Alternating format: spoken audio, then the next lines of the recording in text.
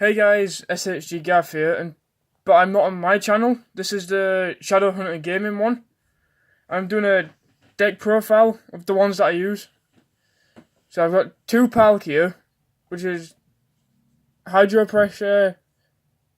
So once it's got enough energy on it, it'll Hydro Pressure. But if I've got one that's already out and it's got enough with Fighting Fury Belt, I'll Zero Vanish to get rid of all the energy of the opponent's Pokemon. So that way they can't attack, and then that way I'll hopefully get an easy victory.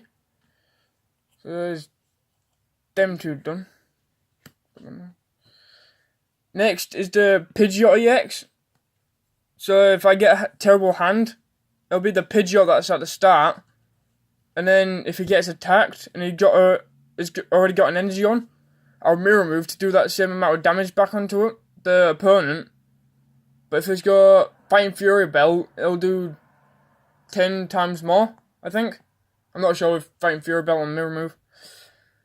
Oh no, the Mirror Move is just the damage. Doesn't get affected the Never mind about the Fighting Fury Belt. We'll just give it 40 extra. Yeah. And then you've got the 4 Magic Carps. 3 of them are sacrifice. For the Gyarados. So say if 3 Magic Carps are gone, and it's just this one Magic Carp, evolve that into the Magic Carp, and then I'll explain with the Gyarados why the Magic Carps are sacrificed. And with the Gyarados, since the 3 Carps are in the 3 Magic Carps are in the discard, use Venting Anger, and it does 50 for each of the Magic Carp. So say if there's 3 Magic Carp in the discard, I'll do like 150 damage altogether. Yeah, but the best thing about Venting Anger is that it only requires 2 DCE, which is double colourless energy. How many Sandshrew do I have? 2. So I've got 2 Sandshrew, and if what these Sandshrew evolve into is Alone the Sandslash, which the Alone Sandslash should have the Slush Rush ability, which lets me draw a card, and it's 2 cards for the 2 Alone the Sandslashes I have. So if I don't get the right card that I need, I can always Slush Rush times 2, which should be easy. Onto the Alone Sandslashes. This Bike Armor one should have been a Slush Rush, but I'm just using it as a proxy since I don't have a second Slush Rush along the Sandslash. And onto the picks. The Vulpix. What? Yeah. So I've got 2 Vulpix, but since I don't have a second Alolan Ninetales, 1 Vulpix is just basically to get this Beacon Vulpix. It's basically to get 2 Pokemon onto the bench. No, into the hand. But then I'll obviously have to wait for next turn to place them onto the bench. Onto the Alolan Ninetales, since it's got Luminous Barrier, effects of attacks, including damage done to Alolan Ninetales by EX or GX Pokemon, it won't take any damage, so that's basically a defense to any GX or EX. Onto Manaphy. All it needs is 1 water energy and then it's ready to start attacking. But with Deep Currents, shuffle 5 energy cards from your discard pile into your hand, which is good. Say if my Palkia is dead and it had loads of energy attached to it, I can just basically use Deep Currents and put all that water energy back into the deck. Onto the trainers. How many house? 3 house. So I have 3 house. Basically, if I don't get the right cards, I can just draw 3. which is pretty good considering my deck's not the... It is good, but it's not the best at drawing certain cards at certain times when I need them the most. So put them there. Guzmas. 3. Basically like the house, but with a Guzma, you can swap your opponent's bench Pokemon with their active Pokemon. If you do, then I have to basically do the same. But it's good if one of my Pokemon are on, say if Palkia was on 10 health, I could use Guzma to retreat Palkia, and then with a Guzma I could bring out one of the opponent's weak Pokemon that's on 10 health. Put them there. Fighting Fury Belt. If I put this onto Palkia, it gets 40 more health and its attacks do 10, which is good with the Hydro Pressure. Oh, I'm trying to think of what the Hydro Pressure does. It can knock out like Pokemon that has like an auto HP like 210 on like Glass Pod. Yeah, it does another 10 damage. So if it's got 5 energy onto it, it'll basically probably one-shot Golisopod. Oh my god, I did 7 energy. 7 water energy. Or 7 water energy. I've got 3 Professor's Letters to just draw, and it lets me draw energy. So if I do this 2 times, so if I use this 2 times, it's 4 energy, but if I use it 3, then it's 6. Yeah. But that allows me to get energy from the actual deck without having to draw it and hope for the energy that I need. But it only works with basic ones, so it's only basic water ones, not double colours. So it lets you charge up Palkia. And it lets me charge Pokemon up like Palkia, which is a heavy hitter of the deck. 2 Pokemon fan clubs. Lets me get 2 basics, so if I really wanted to get 2 Palkias, I could just use the Pokemon fan club. But it don't work with evolutions, it only works with the basics, like works with Vulpix, Pidgeot, and Sandshrew. It's like a better beacon. Yeah, it's basically a beacon, but you can actually play but trainer.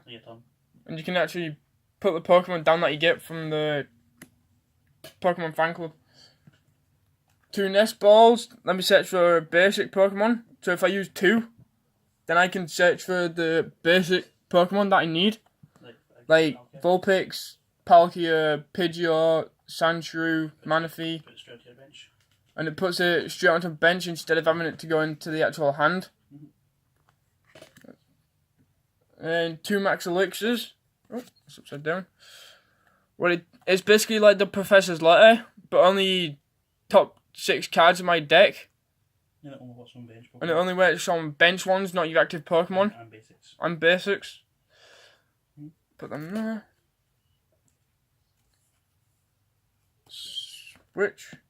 Switch is like Guzma, but it only works on my Pokemon.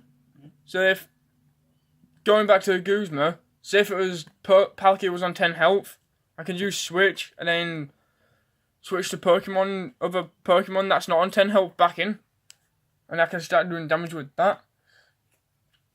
Floatstone is like switching Guzma, but I can retreat for free, whatever Pokemon this is attached to. And it's got no limitations, so like Max Elixir was only bench and Nest Ball was basics. This can go into any because it's a Perky tool. Yeah, Perky tool.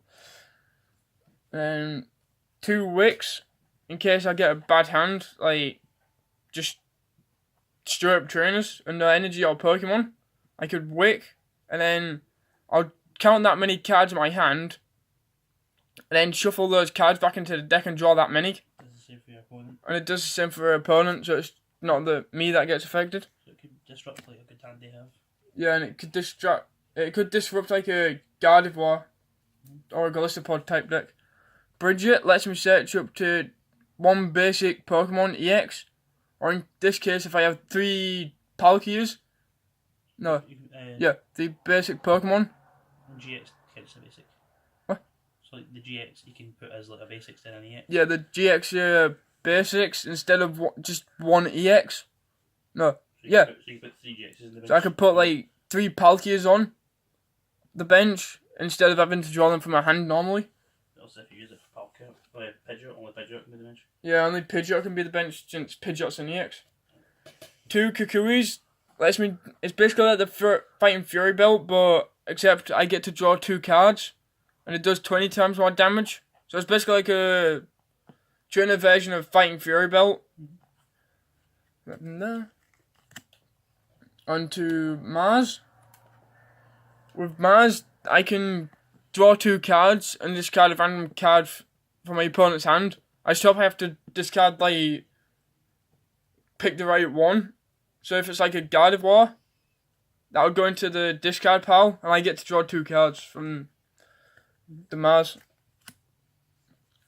With Lily, it's draw 6 cards until you have 6 cards in your hand. But if it's first turn, you get to draw 8, which is actually good. In case you get like, what? So if I just get 2 basics, then if it's my first turn, I could put Lily down. And then get 8 cards and hope to get more basic Pokemon.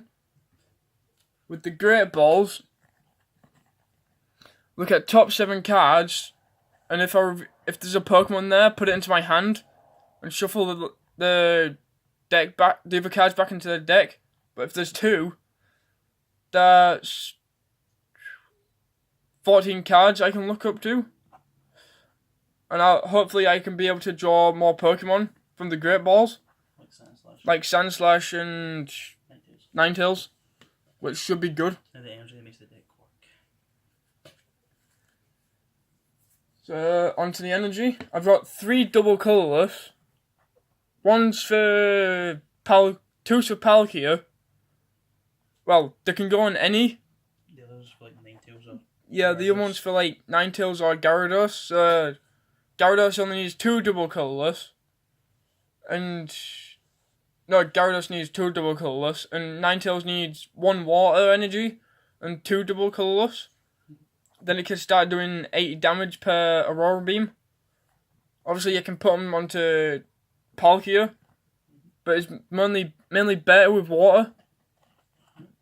Then now, onto the water. Like, all of these are just... 12. Yeah, there's 12 straight water energy onto here. Which is good for all the water Pokemon I have.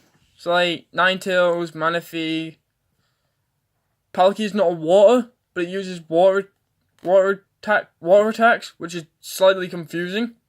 But it's a water dragon. Because it's a water dragon, basically. Which is confusing. The Hydro Pressure, every water energy attached to me does 20 more damage. Yeah.